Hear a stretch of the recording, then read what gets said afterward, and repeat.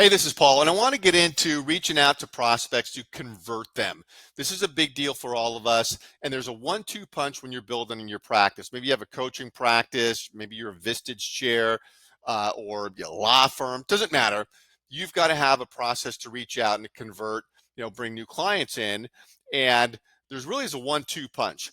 One punch of your build and nurture of your business. The one punch is you've got to create the activity on the front end, get awareness, generate interest, be interesting, and then get engagement. These are people coming into your inbox for lead campaigns, people attending virtual events if you're doing those, opening, clicking, responding to emails, all the stuff that goes on front end of the funnel. That's the one punch, and that's got to be done right and all working together. The two punch now is you've got a lead list out of all that. And that lead list is going to be, you'll have your active lead list, people you're talking to, trying to convert, but there's going to be a lot of other people that are part of your touch point ecosystem that you haven't talked to, you need to talk to, and you got to convert them.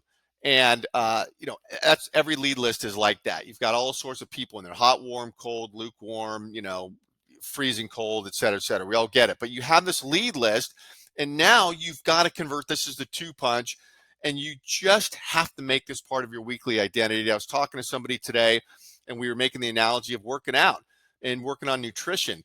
What do? I mean, you every week you do these little things that eventually get results. Doesn't happen overnight, but you do them, results absolutely will happen. If you're doing the right thing and you're tweaking it, make sure you're doing it, absolutely the results are going to come. You'll lose weight, you'll get in shape. We all know the drill there. Same way on phase 2, punch 2 of growing your business. Got to execute, got to do it right. Get it down, get the process down, because exercise fanatics or trainers, there's a million different opinions about how to do it. I know what works for me, what I teach. So get that down tight. Don't be flopping around all over the place. Otherwise, it's bubblegum and toothpicks. You won't get results. And you can't start, stop, start, stop. That's not it. You got to resolve what you're doing, execute, never stop. Results come over time. And so the execution of it involves, reaching out and converting to your Zoom call to action. And it's a big deal. And how do you reach out? Well, there's emails, there's phone calls, there's LinkedIn messages, maybe there's other platforms, maybe you're inviting them to the events that you're doing and converting from there, following up from there. So, we all know the ways to reach out to people, and you incorporate all those ways. I'm just focused on email right now because it's, we all have email, we're all using it, should be using it.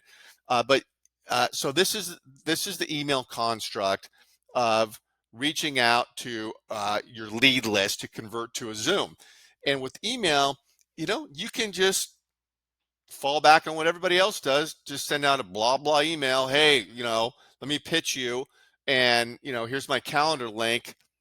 Good night, Irene. Ain't going to work. You've got to be creative. You got to be different. You got to stand out. And you just have to constantly be thinking of ways to get people to notice your email, open it, and, interact with it. And it's not easy, but you have to have it. Email is a very important tool. If you just give up on it, not what you should be doing. So email's great, got to be done right. So this is for email, and this is how I construct my own emails and what I teach. And we're constantly fiddling, changing, but big focus on conversion, email, and the other touches. And here's the email. So this is examples for someone who's reaching out to CEOs, building, let's say, a Vistage group or, executive coaching. And so, okay, subject line. There's science behind subject lines. I mean, just go Google how to write email subject lines. You'll get a million hits. It's a cottage industry. And so constantly thinking, I'm just always trying to put myself in the shoes of people I'm reaching out to. What would be interesting to them? What would get them to notice and want to open this email up? And, it got to be creative and think that way. So for CEOs, here's a subject line: local CEO thriving, ...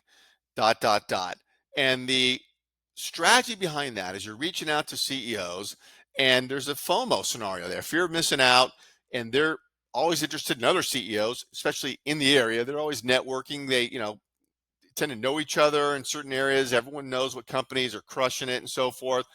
We get that. So the idea is, okay, throw that out there in the email subject line, local CEO thriving, dot, dot, dot, and see if you can catch their eye. And hey, what is this about? Local, and you can even put the name of the geography, Bay Area CEO thriving, Detroit CEO thriving, and personalize it even more that way. So you have that, and that's the email subject line. So if you get them to open the email, you won a battle. Now, when they open the email, here's what they see.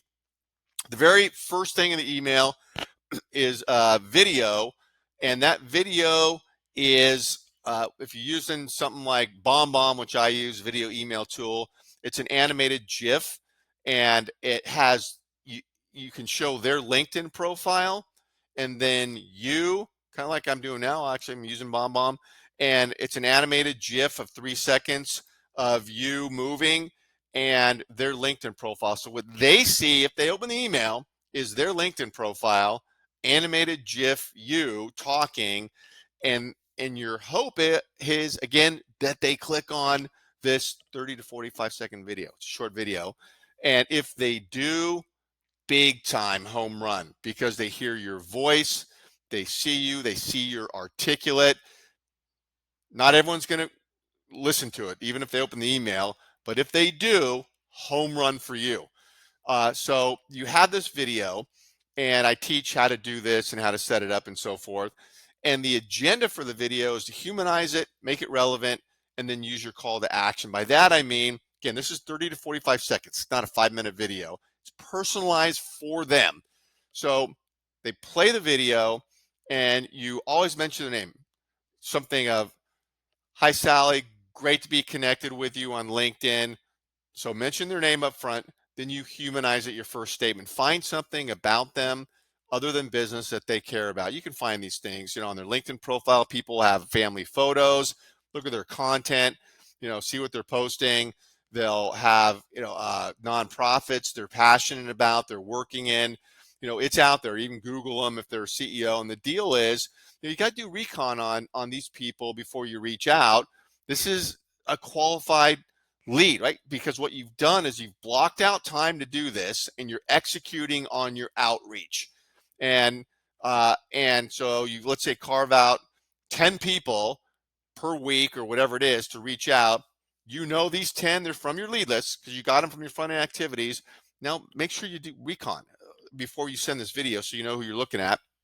And you humanize the initial part of the video, say something that they care about, and say, Sally, I see that you're working for running a nonprofit for women in leadership. I'm raising 3 girls and a boy, so these things stand out for me. I'd love to hear more about that if we get a chance to talk. Boom. For example, that's actually one I've used before.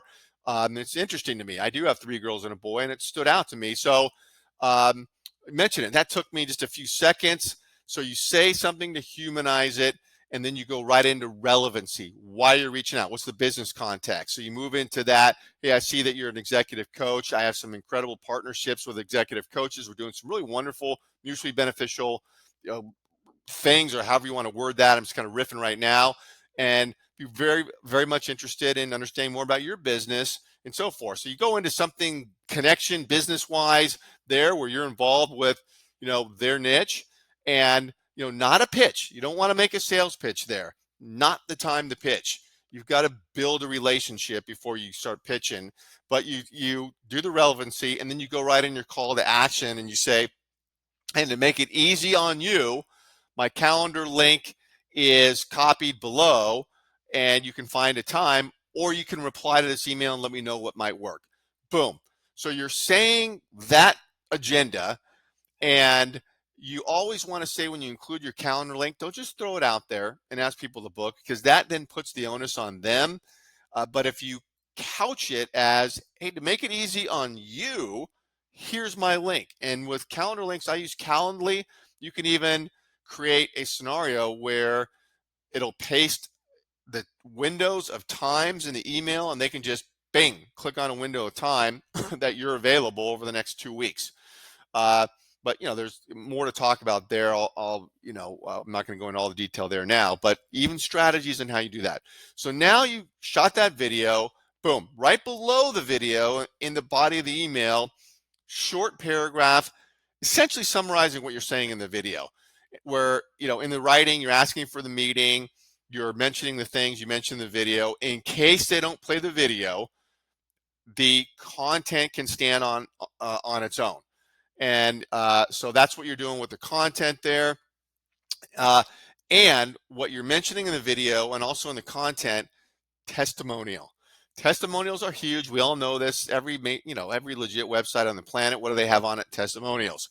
And so you got to get testimonials in front of prospects early and often, even to book Zooms, because you got one shot, two maybe, to try to get somebody on a Zoom, and why not use a testimonial? And if they see it, it's great. Now here you put the testimonial, and the way this is, you can have a video testimonial with a short little video from a client, member of your Vistage group, whatever it is, or you could even have here a testimonial, their LinkedIn shot image that's clickable in the email. So just hyperlink that with a little, I'm doing this with a client where they have a written testimonial below it. So written testimonial below it, short, to the point, LinkedIn profile that's clickable right there, and then your email signature at the bottom. So, and this is the construct of the email. And there's some nuance and stuff. I'm not going to go into everything of this, but you get this. This is essentially how you do it. And I had somebody tell me the other day, well, that's a lot in one email. No one's going to read that, and you know what? That's outdated thinking, because what everyone's going to do is, well, I'm just going to send this little email, pitch them, ask for a meeting, hey, I noticed you're running, doing successful things. I've got a great group. Well, you want to join. You want to get into conversation, and you may want to say some things, around your group and further, in emails that come next and so forth. You can get into it, but you got to be careful of not pitching. And something like this, when you see this done, this email, it's tight. It's not like a 3-page email. It's right there. And it's got some bells and whistles to bring people in. You've got to draw people in. People are visual too. And so I just do not buy into this outdated thinking of do what everyone else is doing. Don't do this. It's too crazy. It's too much. How's it working for you? The other way you're doing it. So this is the way I do it. And you're carving out 10, and when you have this templated out, you just forward, change some things, new video, boom, boom, boom, boom, boom, and block out an hour. You could at least do 10, if not more, and you send these out, track your activity, and then you're doing other touches I won't go into here, which involve LinkedIn messages right after, and there's phone calling that can be incorporated. But my point is, this is the email. And takeaway here is time block, get the process down airtight, execute, pretend you're working out to lose weight or to get in shape, and you've just got to do these things every week to get the results. Little by little by little, results come. Just have that mindset, and it will work every single time.